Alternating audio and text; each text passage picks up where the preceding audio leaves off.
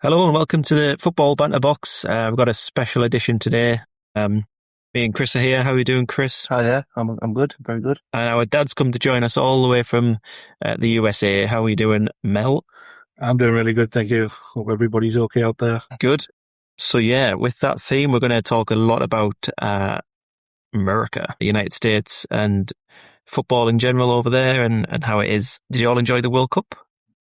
Yeah, absolutely loved the World Cup. I loved the game that I went to. I just thought the way that the fans were treated, the whole exhibition that that stadiums put on, it was just brilliant. It was good to be there.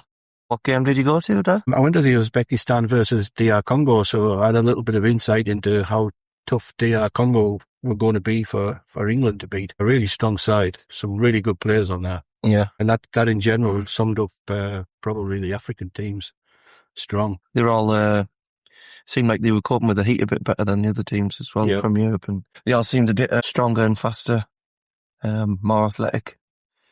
Yeah, they did quite well. Speaking of the fans, did you see any trouble, or was it all good spirits? No trouble whatsoever. So I was sat. There was more DR Congo fans than there was Uzbekistan, but I was sat with both fans around me. No problems whatsoever. Sets of fans singing before the game, during the game, after the game, the celebrations. Not one bit of trouble, and that's just how football should be. Yeah, and a lot of fans were sat in amongst each other, weren't they? And just taking in there. Yeah, just next to each other. Yeah. Tell us a little bit about the hospitality then. So you got one stadium in particular that you went to? Yeah, the Mercedes-Benz Stadium in Atlanta. And really, this is the third time I've been there now. I went to a World Club game, which was PSG against Bayern Munich. Oh, that was just unreal. Obviously, this World Cup game, I've been to an MLS game, Atlanta United, where we got hospitality for that one, right behind the goal. But the stadium itself and how you treat in that stadium is just typifies really how, Americans like to look after the fans. In particular, the prices. You're talking $2 hot dogs and nachos and cheese and $9 beer, which you wouldn't get in any other ground, I don't think, in America. But I don't know if you mentioned this in the last one, but the transport to and from the game was $2.50 to the World Cup game. And what the mayor of Atlanta said was that people are coming to Atlanta, we're going to showcase our city. Yeah. So your hotels aren't going to rip people off. Your transport's not going to rip people off like they did in New York. We're just going to look after the fan base. And that's exactly what they did. Yeah, it's pretty rare to see that in football now, isn't it? It's very, very commercialised. Right, let's get into a bit of MLS versus the Premier League then. So, United States versus England. Chris, you go first. Give us your take on what you think the MLS is, I guess. I think it's a very, very good league still. It's obviously not the standard of what we see in the UK when we're watching the Premier League. But again, it's hard to follow even if I wanted to because of like the time zone difference. Okay. Dad, what about yourself? What have you found the MLS to be like? I've been to quite a lot of Nashville. I hate to use the word, but I'm going to use it. Nashville Soccer Club. The atmosphere, the fan atmosphere. I think they just do a lot more than they do in the Premier League. The actual football, some of the football is really good to watch. I think you do get kind of a lot more. It's more thrilling in the Premier League. Obviously, you've got players who are some of the best in the world that played in the Premier League. The MLS tend to play a lot of the academy players and have one or two of Europe's, and South American really good top class players who are probably getting to the end of their career, but are still capable of performing, such as Messi. Yeah, still a player I'd love to watch, and I think that's the main difference is basically just the intensity that you get in the Premier League versus the MLS. But for a fan experience, I think probably the MLS, tops it. Yeah. You'll probably see more goals as well, because not like in the Premier League, the standards are a lot higher. Your defences aren't probably as good. But that's what you go and watch football for, isn't it? To be entertained and to have fun. And it's obviously a fun league, isn't it? The MLS. And again, sitting with other fans from the other MLS teams, just right next to you. They do a lot to entertain you, don't they? When Yeah. you're there as well. The drums and the chants and try to get everyone on board. Is that not trying to artificially create something that just doesn't exist? No, I don't think so. I think it's just, they just make it fun. So obviously you've got the 45 minutes each half before, during, after the game. They put entertainment on. Obviously coming from Nashville, and being at the Nashville games, they'll put some stars on, in the corner of the ground on the stage, playing before the game and during half time. And it entertains the fans while they're waiting for the players to come back out. It's all based around fun. And then obviously fireworks go off when the goals go in. They just make it entertaining. There wouldn't have been many pyrotechnics going off at St. James's last season, would there? You said it before anybody else did. Do we, in terms of fan atmosphere, people in England have this feeling about football, like you don't need to create an atmosphere. You go to the Stadium of Light or St James Park and you can feel it. You don't need to be wowed by a halftime show. You're sat on your hands, nervous, so you're not biting your fingernails. I understand where people are coming from there, but if you've experienced both, and until you've experienced both, I think it's difficult to comment on, one against the other, and which one really does top it. And I know what you're saying about the atmosphere. I've been to a lot of Sunland-Newcastle derbies. The atmosphere is electric.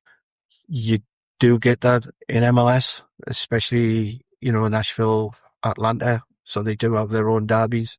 Yeah. But not of the same intensity. No, it's pure hatred on the day. Like, no one could sit next to each other.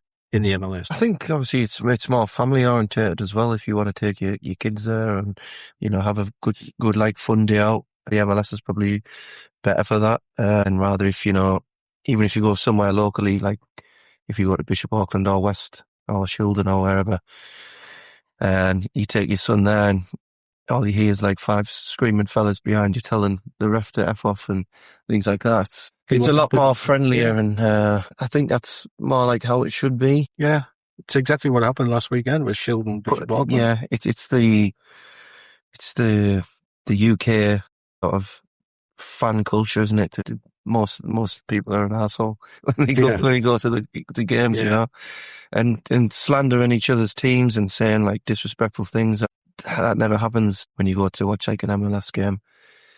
It's all like positive. And would you trade that out then for a sanitized atmosphere? No, but I think it's good that we do have different cultures in football, depending on like what part of the world you are.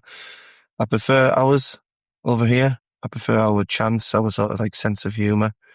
But in terms of like hospitality and like my dad said, looking after the fans, I think the MLS tends to look after you more. Especially now with the revenue rising in football and the Premier League, and however much it might be for a ticket these days, 60, 70 quid now maybe for a Premier League game. It just seems to be going up and up and pricing the working class man out of going and enjoying watching his football team. Yeah, I think that's everywhere though, unless you look at like a sport championship team. Where I was paying 40 quid in the championship to watch Sunderland. I think it's just everywhere really getting a bit more expensive. Even the price of a shirt. That's probably the only thing that's similar between the MLS and the Premier League, because the merchandise in the MLS is probably it's probably more. But, if you want to buy a replica shirt or a kit for your son or football, it's sort of like similar priced. Yeah, I've just bought a shirt, like a Sunderland shirt for, the bog standard price is 65. Yeah. And then if you want lettering on, you pay an extra 18. And if you want a UEFA badge on, which I know you don't have to worry about this season, but that's an extra 8. That's two digs. So that all adds up. you're right. Dice over there is expensive as well. I mean, for a hat or a scarf, you're talking $30 or $40, Yeah. which is extortionate when you look at the prices that you could get a Sunderland or a Newcastle scarf for. So how much was your ticket then when you went to see the MLS game? The MLS, so Nashville's priced at around about $30. That's really cheap. Yeah. It is really good. Yeah. Did they tend to fill the stadium as well? Huh? Well, it's only a 30,000 seater stadium, but they'll normally get around about 26,000. If it's a big game like Atlanta United, they'll fill it. I think it's obviously football over in America is competing with a lot of other sports as well, isn't it? Like baseball, hockey, American football. They've got to find a way to get fans in and keep them interested, but at the same time not drive the prices up too high, because the clubs aren't going to grow. Because obviously the Americans prefer going to watch American football over soccer. That's a good point there as well, because when you look at, and if you want to compare women's football to the men's football in America, the reason why the women have won the World Cup is because in college, they put all of the money into men's American football, and to equal that, they've got to put an equal amount of money into the women. So they put the money into our football, soccer. Yeah. So that's why the Americans do so well. So it's going to take America a long, long time to catch up to the rest of the world or change something drastically for them to be as good internationally, because now they rely on the MLS. They're the big stars almost at the end of their career, like boosting the crowds. Yeah, and obviously signing players like Messi and Suarez and all those type of players, that's going to boost the revenues for like certain clubs. So Nashville's your local MLS team franchise. Yeah. So what happens if the franchise owner just decided to move it somewhere else? That's what I find really, really odd. Because we've already seen that probably once in England with Wimbledon, NBA Dons, and that's still to this day controversial. It is, yeah. But it happens quite a lot there. But it doesn't just happen in MLS. You've got NFL. So the Tennessee Titans, which also play at Nashville, were once the Houston Oilers. So you've taken a whole team from a different state and you've called them something completely different. And what happens to the fans? They've gone. Yeah. It's unthinkable, isn't it? Imagine Sunderland or Newcastle getting just moved and name change, and you can't imagine it, can you? No.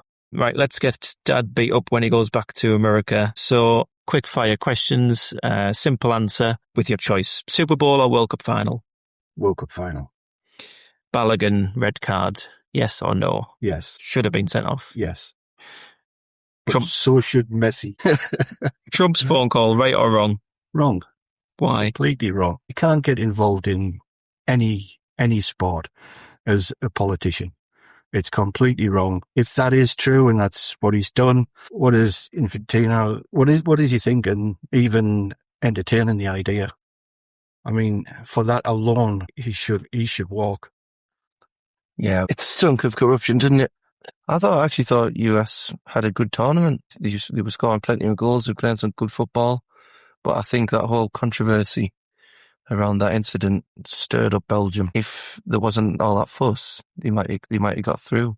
But I think it put a fire up Belgium to come out and, right, we're going to beat these now. So I actually think even though it got overturned, it went against the US. It didn't work in their favour. Pochettino or Tuchel? Pochettino. Oh, Sir Thomas Tuchel. I don't think it'll be ever Sir Thomas with the tactics he did in that last game. I still think it was shocking. It was like we wouldn't have even done that in the Boy Scouts when we were kids. Oh, well, rinsed and repeated this one, but he did the right thing. You think he did? I think he did. Oh, come on. If he took Harry Kane off, he would have been slated for taking Harry Kane off, like he was in the game before when I said take Harry Kane off, and everyone said you can't take Harry Kane off. It's Harry Kane. Now we got beat by Argentina. Everyone's saying you should have took Harry Kane off. You've got to keep some sort of shape. He didn't have a shape, and he had no outlet at all. So you take Harry Kane off. If you're going to take Harry Kane off, and I do agree with you there, then you put a forward on, but not replace him with a defender. Against Mexico, we got away with it. And Mexico came at us, but we managed to hold out. Argentina's a completely different story. They're world champions. Yeah, they're not world champions. Not anymore. Yeah. Viva Español! Yay. Right then, tell us a bit about Chattanooga FC. We've done a few predictions about them on the podcast in the past. We know nothing about them, really. Yeah. So at the moment, they're on a really good run. They're 10 games unbeaten. They tend to get new players in. Obviously, the league that they're in at the moment is called the MLS Next Pro. Mm-hmm. So a lot of the teams that they play are kind of academy players for the second string. And yesterday, they beat Atlanta United, which is the local derby. They beat them 1-0 at home. They tend to get around about 1,500 to 3,000 fans a week. The captain is from Spennymoor. Alex McGrath, we'll give a shout out to Alex. He comes and talks to us after the end of every game, as do all of the players. They go around and high five all of the fans. Just a friendly club. It's good to be just involved in that as well. You get the feeling again that you're looked after, and they want to make your match experience special. Yeah, and it certainly was, because my dad took me to a game at Chattanooga FC, and before the match, they were giving out free hats and free sort of like little rugby balls sort of thing. Well, rugby balls. American footballs, just like little toys for kids and stuff. At a soccer match. Yeah, then we went inside, the band started going, and the Chattahooligans, are they called? Yeah, the hooligans. Chattahooligans. Yeah. They were singing throughout the whole game from start to finish, keeping us entertained. I actually moved seats and went and go and sit down there for a little bit. Yeah. And the burgers at the burger stall, they were maybe like $7 or $8 or something like that. But as we left, they were flogging them for $1. So I got 2 burgers on the way out as well. And I felt like for the money I paid and the experience I had, it was really, really good. Like, you didn't pay anything. I paid for your ticket. But the hooligans, just let me add that the hooligans is not hooligans as we understand it. It's basically they go there, they have fun, they sing, they get the crowd going. That's what it's all about. Yeah, I want to have fun. The worst part about the football was the football. It was 0-0, and I think it went to a penalty shootout, and after 5 penalties, there was only 1 converted. Yeah, you got a bad game. I got a bad game there, but aside from that, like, the rest of the experience was really good and positive, and I enjoyed myself thoroughly. Don't want to go and have fun at the football. I tell you what, I had more fun going there than I did at going up Newcastle last season. Walked up been at Stadium for 20 odd years. I don't want to have fun. Walk up thinking we're going to get beat here. You just feel it, don't you? Well, not last season. Well, not anymore. I went to that Everton game with you, and I'm thinking we're going to win, and I got interviewed before the game. Give my prediction on Newcastle, Sunland. Said we would win 1-0. I'd take a 1-0. Thanks to your massive centre forward, we managed to do that. Yeah. With a perfect header. He'll be back this season to right his wrongs, I'm sure. Big Nick Waltermada. Such a dreadful player. He just played out of position. All right then, American burger at the football or cheesy chips? American burger. I've never been a fan of cheesy chips. I know it's a popular thing in the Northeast. Pucker pie or hot dog? Pucker pie, any day. I'd say hot dog. I don't know, some questionable meat choices. Right then, let's talk about Sunderland. Cracking season in the Premier League last year, first one back. Potentially some second season syndrome coming up with Europe as well. So how do you think yours will do then? Where do you think you'll end up? I think if we invest in these next few weeks in a couple of more quality players, I think we'll realistically. I'm looking at the top half of the table. I'm not looking any further than that. Hopefully, we can do well in Europe. Go on a bit of a run, but I'm probably your typical Sunderland supporter. I don't get carried away because I know through all of my experiences supporting them all my life that Sooner or later they'll let you down. Heard it all before. But I'll settle for a couple of derby wins and what I've just said. Oh, I'll finish rock bottom of the table with 6 points, like if we beat Newcastle. No, I don't want to go down. Would you get relegated to win the Europa League? No, the Premier League's your bread and butter. Would you win the FA Cup and get relegated? No. Been promoted tonight. I wouldn't mind. I wouldn't. I think I would, you know. I think once you get relegated, we've seen how difficult it is to get back up, how much money you lose. Well, yeah. I mean, Your Premier League status is the main. yeah. That's all your revenue. That's all your club like funding. Your signing. They're signing like better quality players. Going to see a better quality of football. You'd hope, unless maybe you're, like a Coventry, Hull, or Ipswich fan. Sorry, fans of those clubs, but the Premier League's your bread and butter, isn't it? Like my dad said. And what about you? Would you take a cup win and get relegated? I'd take Europa League. I think get relegated. It's a European trophy, Newcastle isn't it? twice. European trophy. I mean, and you've seen how bad Man United and Spurs were to get to the final. It's a very realistic chance that you could win it.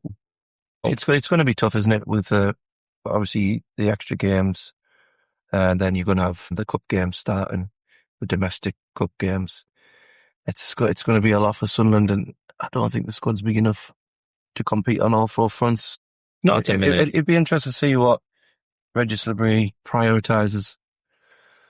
Because obviously last year it was the Premier League. You went out to Huddersfield and Port Vale in the Cups. But the Premier League was the main goal, the survival, and he kicked on and got Europe. It'd be interesting to see what his priorities are this season. The thing is with the way he plays, he's not afraid to play the fringe players. Yeah. People who he had coming up from the Championship, I thought last season did really, really well. He was now a starter every game for me. Target for Spurs? Yeah.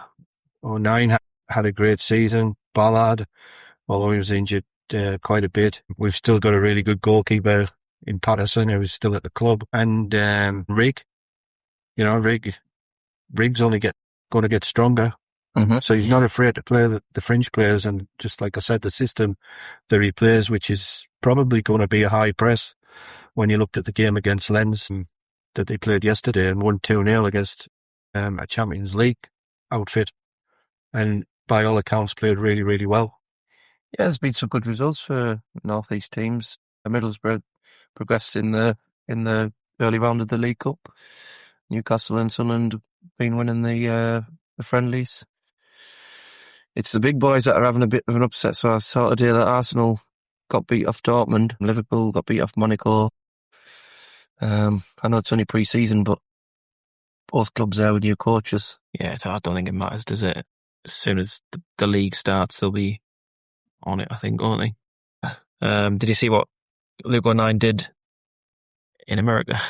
One of the funnest times is to the post, yeah, So and then signed the back of his boot. Walking under the tunnel, kind of, there's this guy with his foot next to the post. His laces must have been loose, so he's tied it to the post. And then when he finished, he signed the back of his shoe for him. He's a character. He's Mr. Sunderland. He's all the way up from League One as well to get to Europe. Fantastic. Is he from Sunderland? No, signed it from Wickham. Yeah, but he's not from Sunderland. But Patterson, he from Sunderland. I think so. He came through the academy. But he's probably going to go out on loan again. I can't see him. He won't get a start. Well, you don't know. And they're like the early rounds of the cup games. You want to keep roughs fit for your Premier League and your Europa League campaign. So yeah, possible. I think you're looking at obviously League Cup games, FA Cup games. Probably the Elfborg, is it? The number 2. Probably get in them ones. Yeah, I think he was preferred, wasn't he? Yeah, especially in the friendlies. Yeah, but I think that's where the slip ups are for the Premier League teams, because the competition's so fierce when they play in the early rounds of the cup against a Championship side or a League One side. They're going for it and they're getting at you because they're fielding their best teams, whereas Premier League teams are trying to save a few players. They might have a few injuries. You're trying to rotate the squad a little bit. It'll be interesting. Yeah, but it'll be interesting to see what happens there. I'm on board and I'm excited to see what's going to happen. Dad, give us a quick update on the Sunland-Nashville Connection with the new Elvis. Oh yeah, deal.